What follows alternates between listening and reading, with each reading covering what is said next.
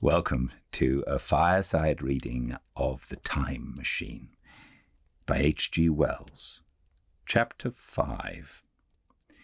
In the Golden Age. In another moment we were standing face to face, I and this fragile thing out of futurity. He came straight up to me and laughed into my eyes. The absence from his bearing of any sign of fear struck me at once. Then he turned to the two others who were following him and spoke to them in a strange and very sweet and liquid tongue.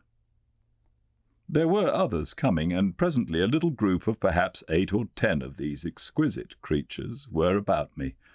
One of them addressed me. It came into my head, oddly enough, that my voice was too harsh and deep for them. So I shook my head and, pointing to my ears, shook it again. He came a step forward, hesitated, and then touched my hand. Then I felt other soft little tentacles upon my back and shoulders. They wanted to make sure I was real. There was nothing in this at all alarming. Indeed, there was something in these pretty little people that inspired confidence, a graceful gentleness, a certain childlike ease, and besides they looked so frail that I could fancy myself flinging the whole dozen of them about like 9-pins. But I made a sudden motion to warn them when I saw their little pink hands feeling at the time machine. Happily, then, when it was not too late, I thought of a danger I had hitherto forgotten, and reaching over the bars of the machine, I unscrewed the little levers that would set it in motion, and put these in my pocket. Then I turned again to see what I could do in the way of communication. And then, looking more nearly into their features, I saw some further peculiarities in their Dresden china type of prettiness. Their hair, which was uniformly curly, came to a sharp end at the neck and cheek. There was not the faintest suggestion of it on the face, and their ears were singularly minute. The mouths were small, with bright red, rather thin lips, and the little chins ran to a point. The eyes were large and mild, and this may seem egotism on my part. I fancied even that there was a certain lack of interest I might have expected in them. As they made no effort to communicate with me, but simply stood round me, smiling and speaking in soft cooing notes to each other, I began the conversation. I pointed to the time machine and to myself. Then, hesitating for a moment how to express time, I pointed to the sun. At once, a quaintly pretty little figure in checkered purple and white followed my gesture, and then astonished me by imitating the sound of thunder. For a moment I was staggered, though the import of his gesture was plain enough.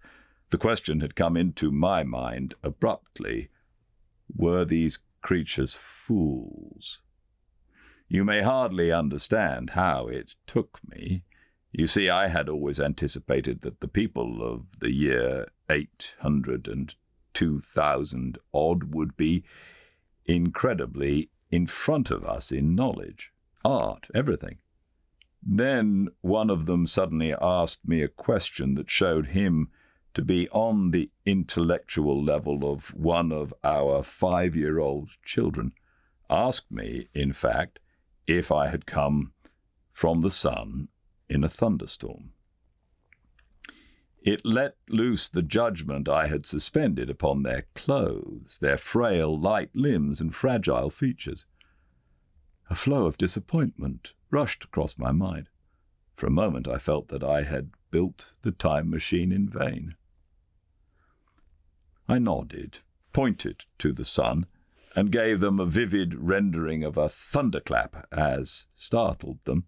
They all withdrew a pace or so and bowed. Then came one laughing towards me, carrying a chain of beautiful flowers, altogether new to me, and put it about my neck. The idea was received with melodious applause, and presently they were all running to and fro for flowers and laughingly flinging them upon me until I was almost smothered with blossom. You who have never seen the like can scarcely imagine what delicate and wonderful flowers countless years of culture had created. Then someone suggested that their plaything should be exhibited in the nearest building, and so I was led past the Sphinx of white marble, which had seemed to watch me all the while with a smile at my astonishment, towards a vast grey edifice of fretted stone. As I went with them, the memory of my confident anticipations of a profoundly grave and intellectual posterity came, with irresistible merriment, to my mind. The building had a huge entry and was altogether of colossal dimensions. I was naturally most occupied with the growing crowd of little people and with the big open portals that yawned before me, shadowy and mysterious. My general impression of the world I saw over their heads was a tangled waste of beautiful bushes and flowers, a long neglected and yet weedless garden. I saw a number of tall spikes of strange white flowers, measuring a foot perhaps across the spread of the waxen petals. They grew scattered as if wild among the variegated shrubs, but as I say, I did not examine them closely at this time. The time machine was left deserted on the turf among the rhododendrons. The arch of the doorway was richly carved, but naturally I did not observe the carving very narrowly, though I fancied I saw suggestion of old Phoenician decorations as I passed through, and it struck me that they were very badly broken and weather-worn. Several more brightly clad people met me in the doorway, and so we entered. I, dressed in dingy 19th century garments, looking grotesque enough, garlanded with flowers, and surrounded by an eddying mass of bright, soft-coloured robes and shining white limbs in a melodious whirl of laughter and laughing speech. The big doorway opened into a proportionately great hall hung with brown. The roof was in shadow, and the windows, partially glazed with coloured glass and partially unglazed, admitted a tempered light. The floor was made up of huge blocks of some very hard white metal, not plates nor slabs, blocks, and it was so much worn, as I judged by the going to and fro of past generations, as to be deeply channeled along the more frequented ways. Transverse to the length were innumerable tables made of slabs of polished stone, raised perhaps a foot from the floor, and upon these were heaps of fruits. Some I recognized as a kind of hypertrophied raspberry and orange, but for the most part they were strange. Between the tables was scattered a great number of cushions. Upon these my conductors seated themselves, signing for me to do likewise. With a pretty absence of ceremony, they began to eat the fruit with their hands, flinging peel and stalks and so forth into the round openings in the sides of the tables. I was not loath to follow their example, for I felt thirsty and hungry. As I did so, I surveyed the hall at my leisure. And perhaps the thing that struck me most was its dilapidated look.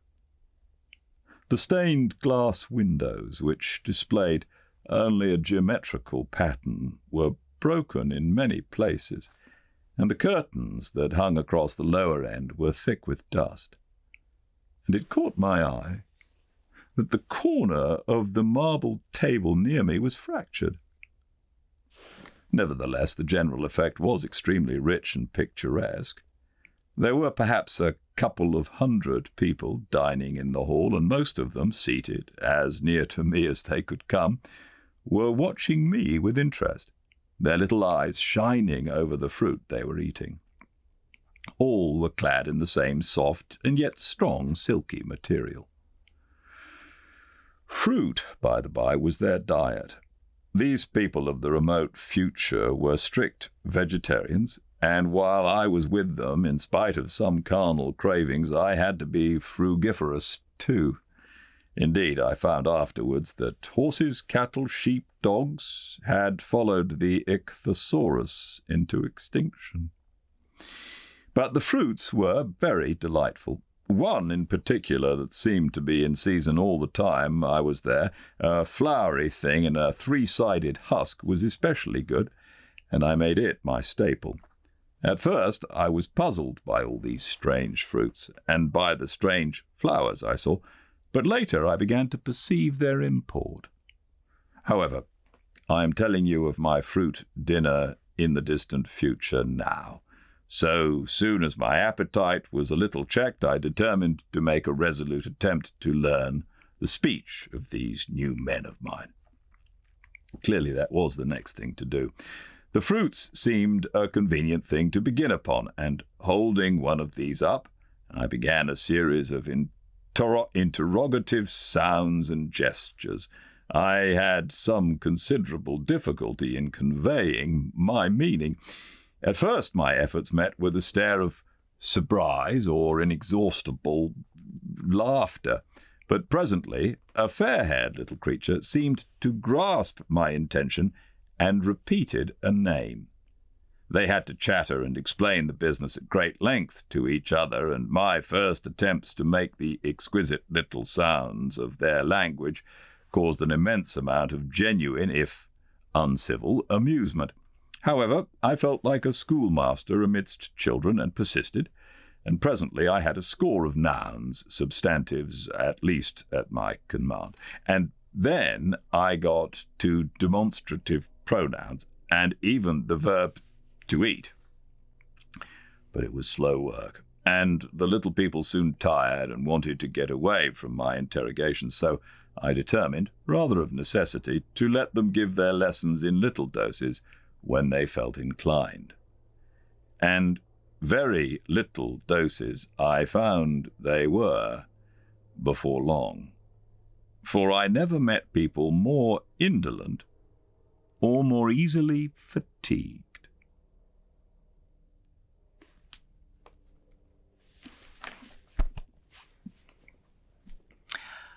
Thank you all for joining me. So we have Friday tomorrow, and we will read at 5 Pacific as normal on Friday, and then we'll have the weekend off. So I hope you can all join me tomorrow at 5 for the next exciting chapter. We'll see what happens. Until then, I do hope you all stay very, very well. Goodbye.